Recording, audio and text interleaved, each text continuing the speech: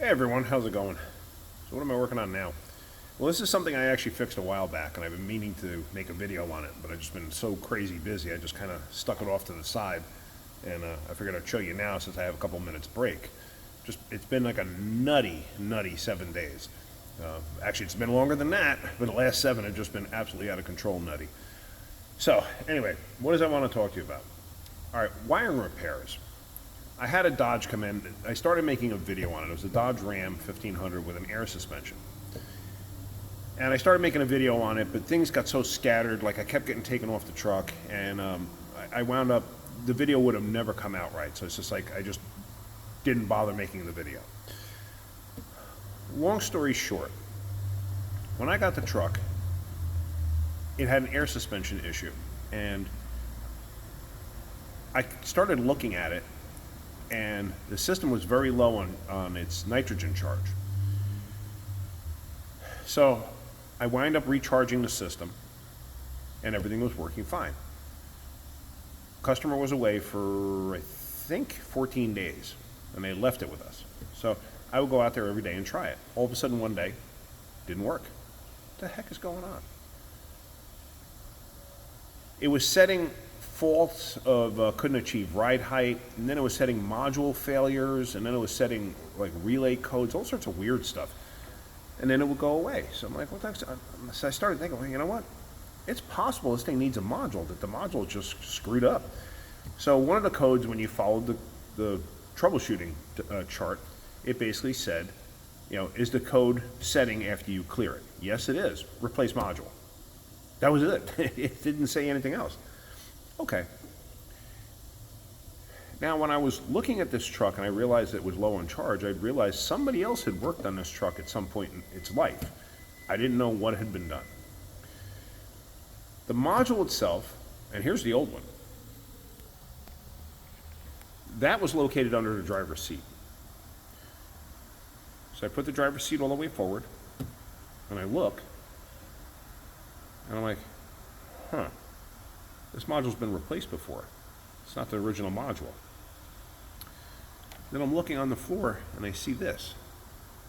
Heat shrink. I'm like, that's Mopar heat shrink. This thing was at a dealership for a repair.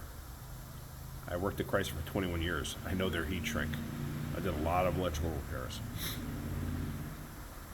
So as I start to dig in a little further and actually get to the module, because it's kind of hidden underneath like a cover, I find this. Yes, this is a repair that somebody did to the wiring underneath the seat.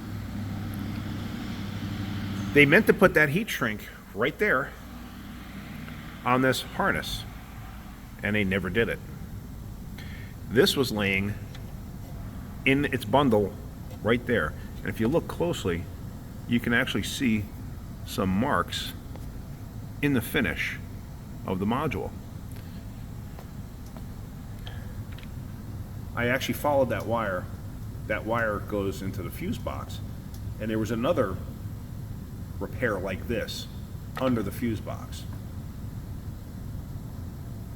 I'd like to figure out who that was and just smack them. That's just a terrible.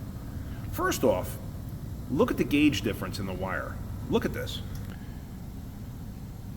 That's the factory wire there. And look, they actually had a clamping device on there to hold it. See that? And it actually pierced the wire. They did that to hold it while they soldered it. I mean, that's just a terrible job to begin with.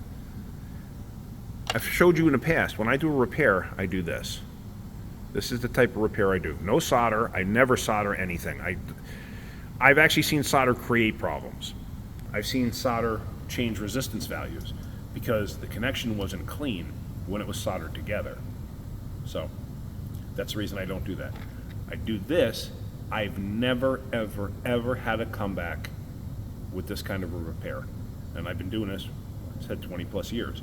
And at a dealership level, a lot of times if the car isn't fixed, they're coming back to you because you're a dealership. Trust me on that one. That happens all the time. So I never had, did I ever have comebacks? Yes, of course I did. Everybody gets comebacks in this industry. If somebody tells you they don't have comebacks, they're lying to you. Yes, I did have comebacks. I never had a comeback for repair. Like any repair that I did, always lasted. Never had an issue. I've done it on my own cars. I've never had issues. Do that, and then I use a heat shrink like the Chrysler heat shrink. This has got a glue on the inside. It's like a marine style heat shrink, and the reason for that is you don't want moisture to get into the connection. So yes, we replaced the module anyway at that point. We had already ordered one.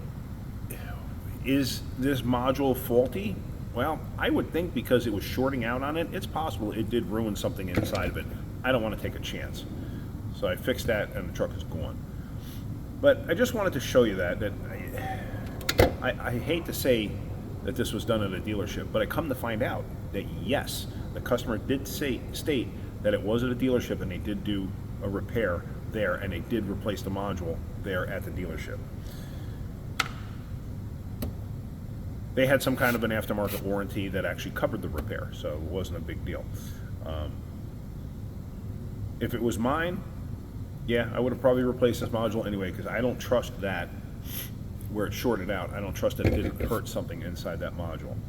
To have it shorting out directly on there, okay. And like I said, this wire went right to the relay, and that was I guess the trigger for it. So it was a power going through it.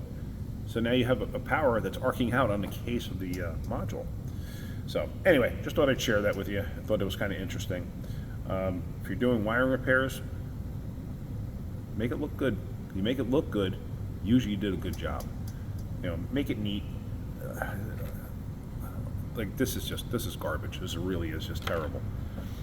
And it's an embarrassment, to be honest with you. If you're the one that did it, that's an embarrassment. Learn how to do a better job. All right, guys, that's it. Hope you're getting something out of my videos. If you are, hit that like button. If you could, please subscribe. All right, guys, have a great day. Keep wrenching.